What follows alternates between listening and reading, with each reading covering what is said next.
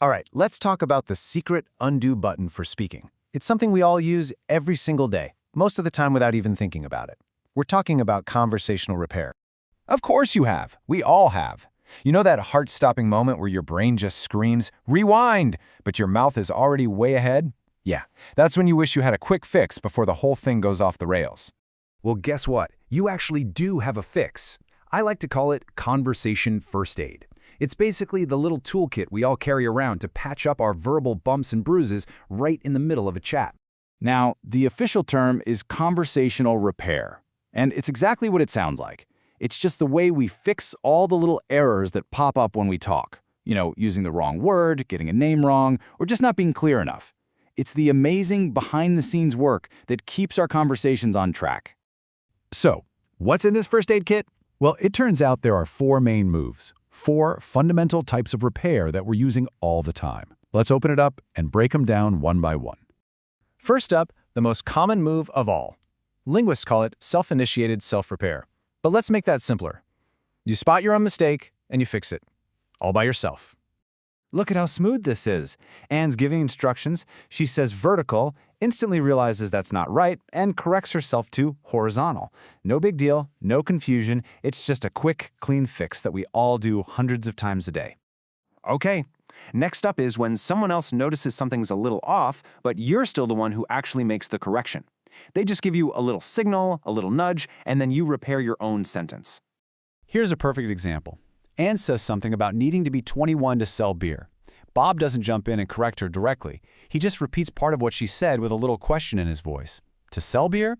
And that's the signal. It makes Anne think for a second and then correct herself. Oh, right, to buy beer.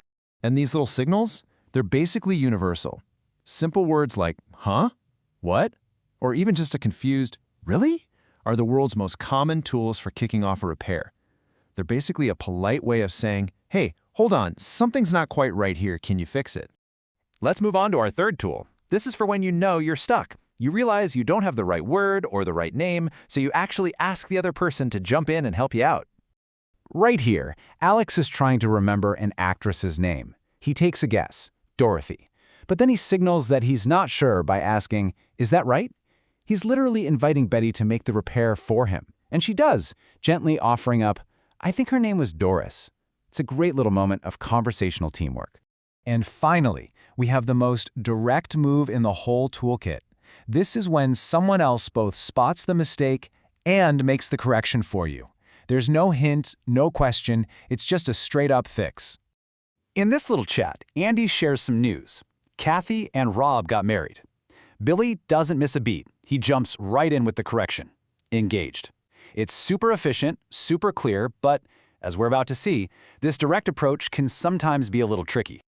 And this brings up such a crucial point. Not all repairs feel the same. The way a correction is delivered can totally change the vibe of a conversation. It's not just what you fix, it's how you fix it. And knowing the difference is key.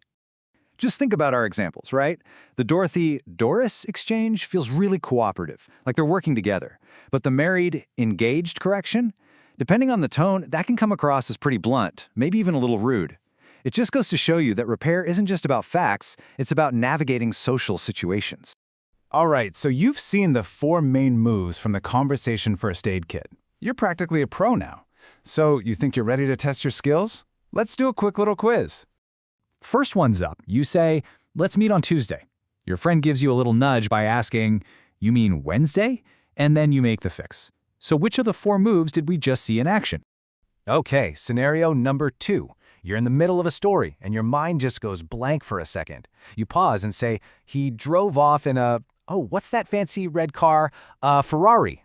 You caught your own little brain freeze and fixed it. What kind of repair is that?